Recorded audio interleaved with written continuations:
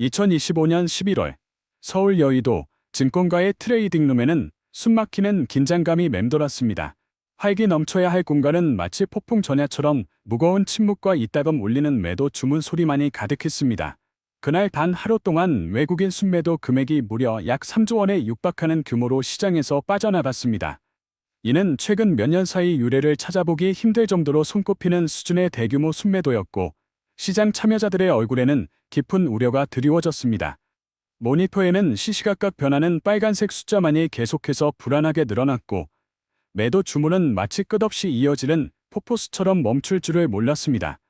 하지만 이러한 흐름은 비단 이날 하루만의 현상이 아니었습니다. 한국거래소의 통계 자료를 면밀히 살펴보면 11월 한 달이라는 짧은 기간 동안 외국인 투자자들은 코스피 시장에서 총 14조 4,560억 원이라는 엄청난 금액을 순매도한 것으로 집계되었습니다. 이 수치는 월별 기준으로 따져보았을 때 가히 사상 최대 규모를 기록한 것이었습니다. 이는 과거 시장이 전례 없는 한파를 겪었던 시기와 비교해보면 그 심각성이 더욱 두드러집니다. 코로나19 팬데믹이 전 세계 경제를 강타하며 시장 전체가 꽁꽁 얼어붙었던 2020년 3월의 순매도액 약 12조 5천억 원은 물론 예측 불가능한 거대한 대외 변수로 인해 국내 증시가 크게 흔들렸던 시기의 월간 순매도 규모마저도 훌쩍 뛰어넘는 수치였습니다. 시장은 전례 없는 충격에 직면해 있었습니다. 같은 시각 서울 강남의 한 자산관리 회사 대표는 연이어 이어지는 고객들과의 미팅에서 거의 동일한 질문들을 반복해서 듣고 있었습니다. 도대체 외국인들은 왜 이렇게 무서울 정도로 주식을 팔아치우고 있나요? 지금 이 상황에서 주식을 사는 것은 무리일까요? 아니면 기회일까요? 그들이 언제쯤 다시 한국 시장으로 돌아올까요? 와 같은 질문들이었습니다. 고객들의 얼굴에는 불안감과 함께 알 수 없는 미래에 대한 답답함이 역력했습니다.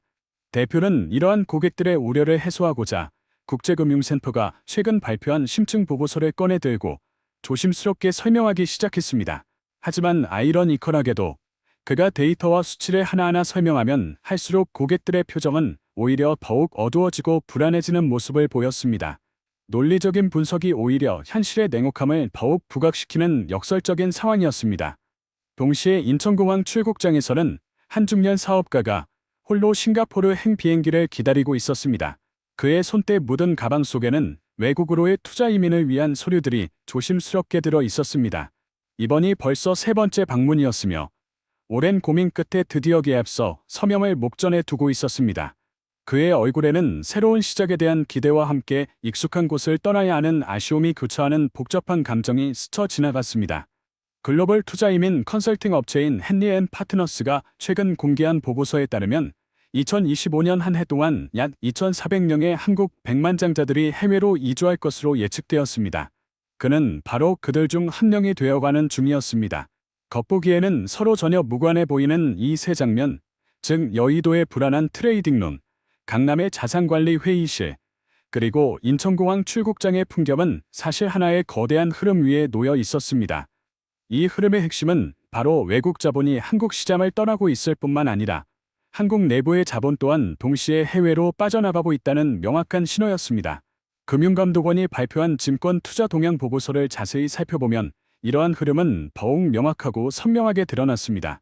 특히 2025년 11월 외국인 투자자들은 한국 상장 주식을 대규모로 순매도하며 시장에 상당한 충격을 안겨주었습니다. 국제금융센터의 심도 깊은 분석에 따르면 이는 국내 전체 시가총액의 약 0.4%에 해당하는 금액이 순식간에 증발한 것과 같은 규모였습니다. 하지만 같은 달 상장 채권 시장에서는 정반대의 현상이 나타났습니다. 무려 16조 2,540억 원이라는 상당한 규모의 자금이 순유입된 것입니다. 이처럼 주식은 팔아치우고 채권은 사들이는 패턴은 전형적인 위험 회피 신호로 해석됩니다. 불확실성이 커질 때 투자자들이 상대적으로 안전하다고 여겨지는 채권으로 자산을 옮기는 일반적인 현상인 것입니다. 그런데 이러한 움직임은 비단 2025년 11월에 갑자기 나타난 일시적인 현상이 아니었습니다. 한국은행과 국제금융센터의 여러 자료를 종합적으로 분석해보면 외국 자본의 한국 시장 이탈은 이미 오래전부터 꾸준히 진행되어 온 구조적인 문제였음이 드러났습니다. 2024년 8월부터 2025년 4월까지 약 9개월 동안 외국인 투자자들은 누적 기준으로 무려 40조 원이라는 엄청난 금액을 순매도했습니다. 이 숫자는 단순히 주식시장의 등락을 넘어선 심상치 않은 흐름을 보여주었습니다. 그러던 중 2025년 5월에 잠시 흐름이 바뀌는 듯한 희망적인 조짐이 보였습니다. 외국인 투자자들이 1조 3천억 원을 순매수하며 오랜만에 매수 우위를 보였고 6월에는 2조 8천억 원, 7월에는 6조 3천억 원을 추가로 사들이면서 매수세가 점차 확대되는 양상이었습니다. 이러한 외국인 순매수세에 힘입어 코스피 지수는 한때 3,000포인트를 넘보며 사상 최고치를 경신하는 등 시장의 활력을 불어넣었습니다. 언론에서는 외국인이 돌아왔다며 기대감에 부푼 보도를 쏟아냈고 많은 투자자들은 시장이 다시 활기를 찾을 것이라는 희망을 품었습니다. 그러나 이러한 긍정적인 분위기는 오래가지 못했습니다. 불과 한 달 뒤인 8월에 다시 1조 5천억 원의 순매도가 나타나면서 시장의 불안감은 재점화되었습니다. 9월에는 5조 2천억 원을 순매수하며 잠시 되돌아오는 모습을 보였지만 10월에는 차익 실현 매물이 대거 쏟아져 나오며 시장을 압박했습니다. 그리고 11월에 이르러서는 앞서 언급했듯이 역대 최대 규모의 매도세가 나타나 시장을 얼어붙게 만들었습니다. 하지만 시장은 예측 불가능한 생명체와 같았습니다. 2025년 11월과 12월에 다시금 미묘한 흐름의 변화가 감지되기 시작했습니다. 11월에 13조 3천억 원이 넘는 대규모 순매도에서 12월 중순까지 3조 4천억 원의 순매수로 전환된 것입니다. 이는 외국인 투자자들의 움직임이 단순한 이탈을 넘어선보다 복합적인 양상을 띠고 있음을 시사했습니다. 환율 또한 여전히 1470원대 근처에서 고공행진을 이어가고 있었는데 이는 외국인 자금이 한국 시장에서 완전히 발을 뺀 것이 아니라 기존 투자에서 발생한 차익을 실현하고 난 후 다시 좋은 투자 기회를 모색하며 돌아올 준비를 하고 있다는 일종의 패턴을 보여주는 것이었습니다. 즉, 무조건적인 도피가 아닌 선택적 투자의 신호였던 셈입니다. 특히 반도체와 같은 기술주에서 발생한 이익을 실현하되 밸류에이션이 합리적인 수준으로 조정된다면 언제든지 다시 시장으로 복귀할 의사가 있다는 강력한 메시지로 해석되었습니다. 여기서 우리가 주목해야 할 매우 중요한 지점이 있습니다. 금융감독원의 최신 자료를 살펴보면 외국인 보유 주식 잔액은 2025년 11월 말 기준으로 총 1,192조 8천억 원이었습니다. 이는 전월 대비 외국인 보유 주식 잔액이 상당히 크게 줄어들었음을 의미하며 국내 전체 시가총액 대비 외국인 보유 비중 또한 29.6%까지 내려왔다는 것을 보여줍니다. 더욱 우려스러운 점은 이러한 비중 감소가 갑작스러운 현상이 아니라 이미 수년 전부터 서서히 그러나 꾸준히 진행되어 왔다는 사실입니다. 이는 외국 자본이 한국 시장에서 자신들의 투자 비중을 점진적으로 줄여나가는 방향으로 움직여왔음을 명확히 보여주는 증거입니다. 그런데 여기서 하나의 매우 모순적인 장면이 등장합니다. 같은 시기 외국인 직접 투자 FDI는 오히려 역대 최대 수준을 기록하며 활발하게 이루어지고 있었습니다.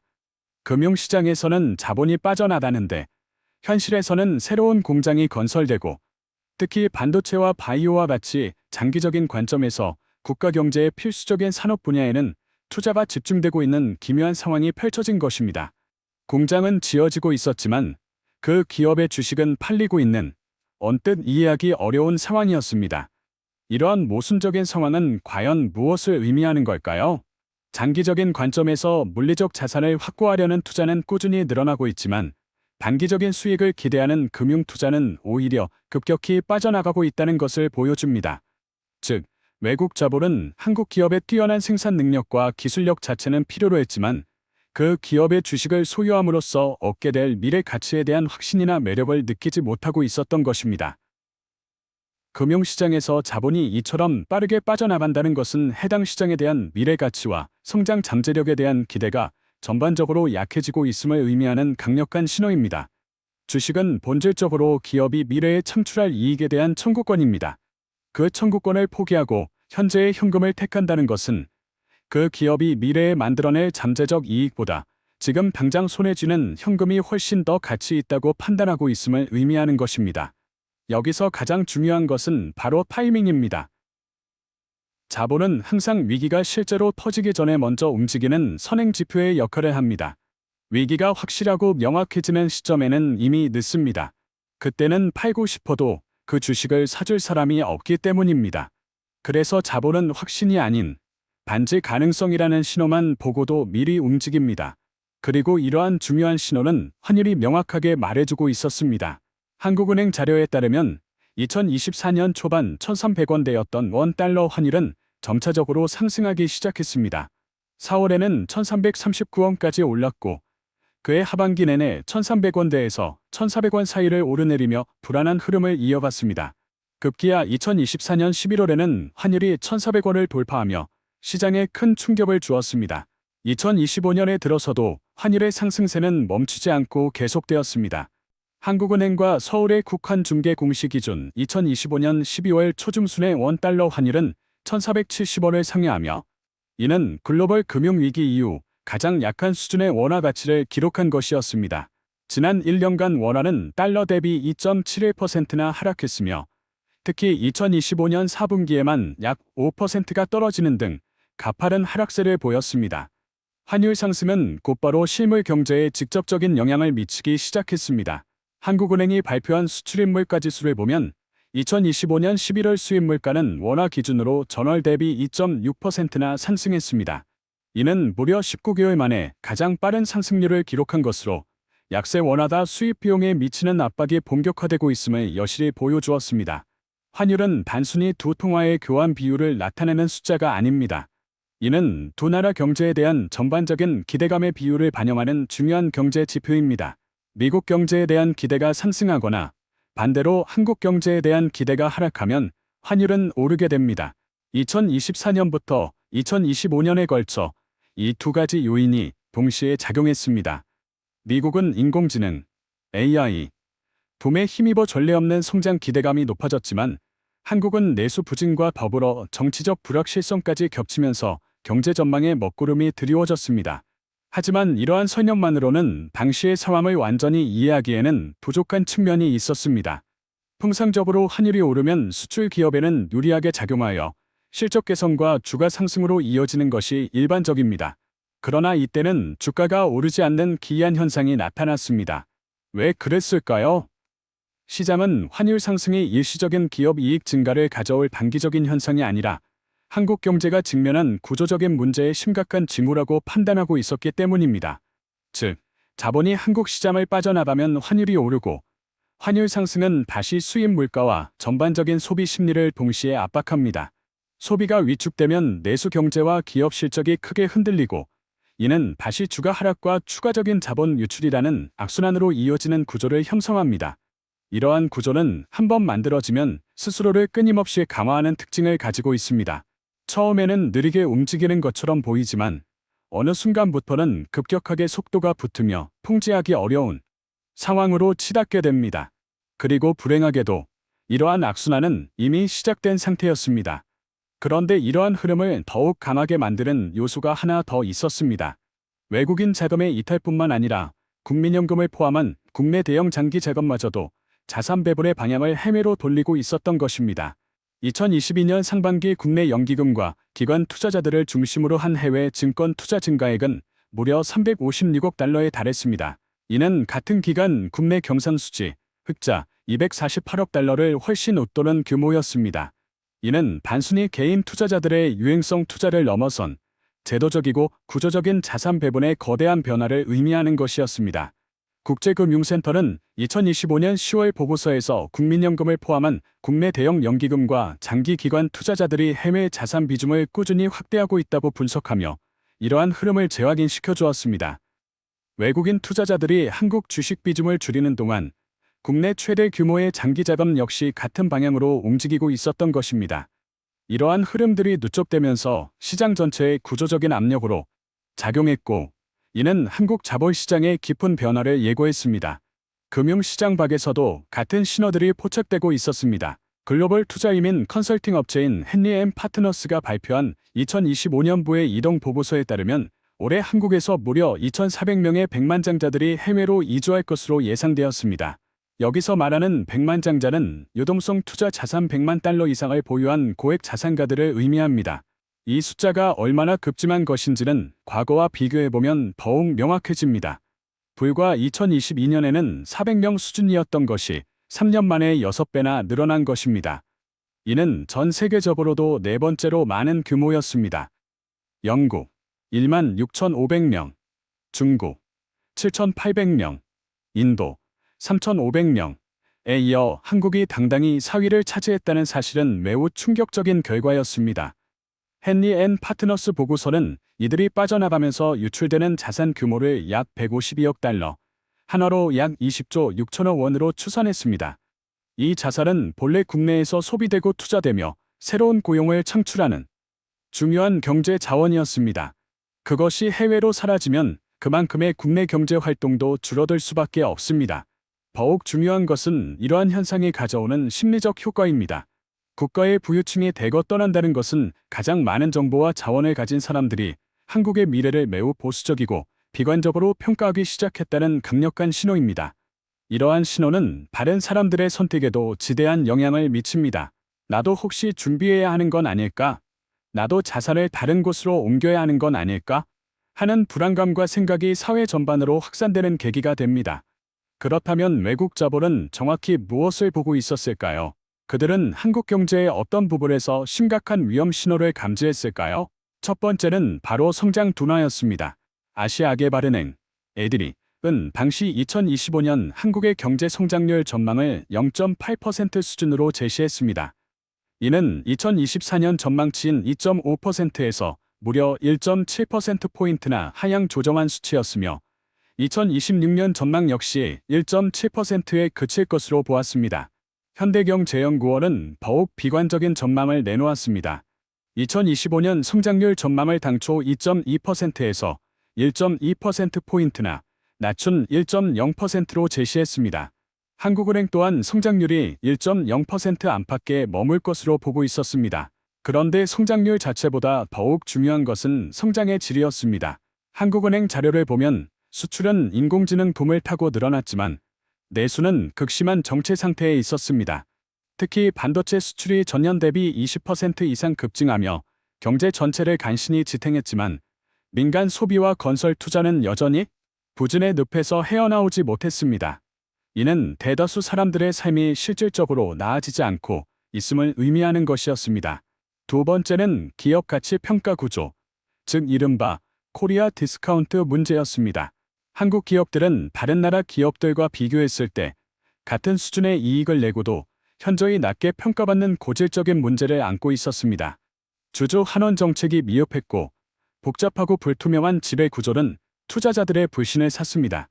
특히 경영권 승계 과정에서 소액 주주들의 이익이 반복적으로 침해되는 일들은 외국인 투자자들의 인내심을 시험하는 주요 요인이었습니다. 외국인 투자자들은 이러한 문제를 오랫동안 인내심을 가지고 지켜봤습니다. 한국 정부 또한 기업 가치 제고 정책을 적극적으로 내놓으며 변화를 기대하게 만들었습니다. 하지만 실제 변화는 투자자들이 기대하는 속도보다 훨씬 더뎠습니다. 일부 대기업에서 불공정한 합병 비율 논란이 다시금 불거진 사건은 이러한 변화가 얼마나 어려운 과제인지를 다시 한번 명백하게 보여주었습니다. 투자자들은 기다리지만 무한정 기다리지는 않습니다. 다른 곳에 더 매력적이고 나은 투자 기회가 있다면 언제든지 미련 없이 선택을 바꿀 수 있기 때문입니다. 인도는 폭발적인 성장을 거듭하고 있었고 베트남은 전 세계 제조업의 새로운 허브로 떠오르며 생산시설을 흡수하고 있었습니다. 대만은 반도체 산업의 독보적인 위치를 바탕으로 기업 밸류에이션이 계속 높아지고 있었습니다. 반면 한국은 마치 제자리걸음을 하는 듯한 인상을 주었습니다. 세 번째는 인구 구조 문제였습니다. 한국의 합계 출산율은 전 세계 최저 수준이었고 사회 전반의 고령화는 전례 없이 빠른 속도로 진행되고 있었습니다. 이는 단순히 먼 미래의 문제가 아니라 이미 현재의 소비 시장 축소로 명확하게 나타나고 있었습니다. 젊은 인구가 줄어든다는 것은 곧 혁신의 동력이 약해진다는 것을 의미합니다. 새로운 시도를 하고 위험을 감수하는 사람들의 숫자가 줄어들고 기존의 방식과 체계를 유지하려는 보수적인 경향이 강해집니다. 겉으로는 시장이 안정적으로 보일 수 있지만 그 이면에는 성장 잠재력의 저하라는 치명적인 문제가 도사리고 있었습니다. 외국 자본은 이러한 구조적인 문제들을 단편적으로 보지 않고 종합적으로 판단했습니다. 그들이 한국 시장을 떠난 것은 당장의 실적이 나빴기 때문이 아니었습니다. 장기적인 관점에서 이러한 근본적인 구조적 문제들이 개선될 가능성이 낮다고 판단했기 때문에 한국 시장에서의 비중을 꾸준히 줄여나갔던 것입니다. 그렇다면 일반 투자자들, 평범한 직장인들, 그리고 국내의 자영업자들은 이러한 거대한 자본 흐름을 어떻게 체감하고 있었을까요? 서울 강남에 사는 한 직장인은 최근 몇 달간 급여, 통장을 들여다보며 깊은 고민에 빠졌습니다. 월급은 그대로인데 마트에서 장을 보면 카트가 예전만큼 금방 차지 않았습니다. 똑같은 금액으로는 더 이상 같은 양의 물건을 살 수 없다는 것을 피부로 느끼고 있었습니다. 환율이 오르면서 수입 물가가 치솟았고 이는 곧바로 그의 장바구니 물가로 이어지는 고통스러운 현실이었습니다. 서울 집값은 여전히 높았지만 부동산 거래량은 눈에 띄게 줄어들었습니다. 사람들은 관망하며 기다렸습니다. 지금이라도 집을 사야 할까? 아니면 더 떨어질까? 아니면 다시 오를까? 하는 고민이 끝없이 반복되었습니다. 집값이 오르지 않으면 자산 효과도 사라집니다. 집값이 오를 때는 부자가 된 듯한 기분에 소비를 늘리지만 집값이 정체되면 소비 심리도 함께 위축됩니다. 내수 경제는 이러한 심리에 크게 의존하고 있었기에 소비 위축은 경기 전반에 악영향을 미쳤습니다. 중소기업 대표들은 또 다른 고민에 잠겨 있었습니다. 환율이 오르니 수출에는 분명 유리한 측면이 있었습니다. 그러나 원자재 가격 또한 함께 상승하면서 원가 부담이 가중되었습니다. 결국 마진은 그대로이거나 오히려 줄어드는 역설적인 상황에 직면했습니다. 인건비는 계속 올라가고 대출 이자 또한 감당하기 어려운 수준이었습니다. 이들 중 일부는 국내에서의 사업 유지가 점점 어려워지자 아예 공장을 해외로 옮기는 것을 진지하게 고려하기 시작했습니다. 베트남이나 인도네시아 쪽이 인건비도 싸고 성장 가능성도 높아서 더 나은 선택이 될 것이라는 생각이 들었습니다. 한국에서 고군분투하며 버티는 것보다 해외로 눈을 돌리는 것이 더 합리적일 수 있다는 결론에 이르게 된 것입니다. 이러한 선택들은 아직까지는 소수의 움직임이었지만 그 숫자는 점차 늘어나고 있었고 이러한 선택들은 일단 시작되면 되돌리기가 매우 어려웠습니다. 금융회사에서 일하는 한 펀드 매니저는 매일 아침 출근하여 외국인 수급 현황을 확인하는 것으로 하루를 시작했습니다. 그들은 외국인들이 주식을 팔 때는 왜 파는지, 살 때는 어느 업종이나 종목을 사는지 면밀히 분석했습니다. 그러면서 그는 일정한 패턴을 발견했습니다. 외국인 투자자들이 한국 전체를 버리는 것이 아니라는 사실이었습니다. 그들은 한국 시장 내에서도 선택적으로 남길 곳은 남기고 떠날 곳은 미련 없이 떠나고 있었습니다. 특히 반도체 대기업, 배터리 기업, 그리고 일부 바이오 기업에는 여전히 꾸준한 관심이 있었습니다. 이들 기업은 글로벌 공급망에서 대체 불가능한 독보적인 위치에 있거나 기술적 우위가 명확한 곳들이었습니다. 하지만 내수 중심 기업, 금융주, 건설주에서는 지속적으로 자금이 빠져나가는 모습을 보였습니다. 이러한 흐름은 한국 경제를 두 개의 확연히 다른 방향으로 갈라놓았습니다. 글로벌 시장과 직접적으로 연결된 소수의 대기업들과 주로 국내 수요에 의존하는 다수의 기업들 사이의 격차가 빠르게 벌어지기 시작한 것입니다. 주가지수는 소수의 대형주 움직임 덕분에 일정 수준을 유지하는 것처럼 보였지만 시장이 체감하는 온도는 전혀 달랐습니다. 다수의 중소기업과 내수 기업들은 실적과 주가 모두에서 심각한 압박을 받았습니다. 이러한 환경에서는 자산 시장의 성격 또한 근본적으로 달라집니다. 장기적인 기업 가치 평가보다는 단기적인 흐름과 타이밍이 훨씬 더 중요해집니다. 자금은 특정 시장에 오래 머무르지 않고 조금만 올라도 곧바로 차익을 실현하고 빠져나가려는 움직임이 반복됩니다. 이러한 과정에서 시장의 변동성은 더욱 커지고 변동성이 커질수록 장기 투자 자금은 다시 줄어드는 악순환이 형성됩니다. 한번 만들어진 이러한 구조는 스스로를 강화하며 단기간에 자연스럽게 해소되기가 매우 어렵습니다. 환율이 1470원을 넘어섰을 때 정부는 개입 가능성을 시사하며 시장 안정화 조치를 검토하고 있다는 발표를 내놓았습니다. 이에 환율은 잠시 주춤하는 듯 보였습니다. 그러나 근본적인 환율 상승 압력은 여전했습니다. 외환 보유고는 충분했지만 외환 보유고를 투입한다고 해서 자본 유출이 멈추는 것은 아니었습니다. 일시적으로 환율을 낮출 수는 있어도 자본이 한국 시장을 빠져나가려는 근본적인 이유를 제거할 수는 없었기 때문입니다. 사람들은 여전히 자신들의 일상을 살아갔습니다. 아침이면 출근하고, 맡은 일을 하고, 저녁에는 퇴근해서 가족과 함께 식사를 했습니다. 주말에는 쇼핑몰에 가고, 극장에서 영화를 보고 친구들을 만나 담소를 나누었습니다. 서울의 거리는 여전히 사람들로 북적였고 카페는 빈자리를 찾기 어려울 정도로 만석이었습니다. 표면적으로는 아무 일도 일어나지 않는 것처럼 보였습니다. 그러나 현실은 달랐습니다. 실제로 금융감독원 집계에 따르면 2025년 11월 한 달에만 외국인 자금 14조 원이 넘게 빠져나갔고 그 흐름을 같은 해 하반기 기준으로 누적하면 무려 40조 원을 넘어섰습니다. 한국은행의 외환시장 동향 보고서는 매달 비슷한 수준의 압력을 기록하며 경고의 메시지를 보내고 있었습니다. 외국 자본이 떠난다는 것은 단순히 주가가 떨어진다는 의미를 넘어섭니다. 그것은 한국 경제의 미래에 대한 기대감이 심각하게 재조정되고 있다는 강력한 신호입니다. 그 신호를 예민하게 읽어내는 사람들은 이미 조용히 미래를 위한 준비를 시작합니다. 반면 이 신호를 놓치는 사람들은 여전히 일상을 계속 살아갑니다. 역사적으로 자본은 항상 가장 먼저 움직였습니다. 위기가 실제로 터지기 전에 미리 빠져나갔고 경제의 회복이 시작되기 전에 다시 돌아왔습니다. 시장이 비로소 공포를 인식하기 시작할 때쯤에는 이미 대형 기관 자금들은 방어적인 위치를 확고히 잡고 있었던 것입니다. 지금 한국에서 일어나고 있는 일은 바로 그 신호가 켜진 상태였습니다. 아직은 요란한 경보음이 울리는 단계는 아니었습니다. 하지만 주의를 당부하는 깜빡이는 등불은 이미 오래전부터 불안하게 흔들리고 있었습니다. 국제금융센터의 보고서, 금융감독원의 월간 동향 분석, 그리고 한국은행의 통계 자료, 그 모든 공식적인 자료들이 동일한 방향을 가리키고 있었습니다. 그리고 지금 이 순간에도 어딘가에서 누군가는 자신의 미래를 위한 중요한 결정을 내리고 있습니다. 포트폴리오를 재조정하고 자산 배분 전략을 바꾸고 투자처를 과감히 옮기고 있는 것입니다. 하지만 11월의 역대 최대 매도세는 분명 다른 신호도 함께 남겼습니다. 바로 차익 실현의 신호였습니다. 이는 과도하게 형성되었던 거품을 제거하는 과정으로도 해석될 수 있습니다. 외국인들이 10월 고점에서부터 팔기 시작한 점, 11월에 집중적인 매도세를 보인 점, 그리고 12월 중순에 다시 순매수로 전환된 점은 언뜻 보면 모순처럼 보일 수 있지만 사실은 동일한 투자 메커니즘을 보여줍니다. 즉, 철저하게 선택적 투자를 하고 있다는 것입니다.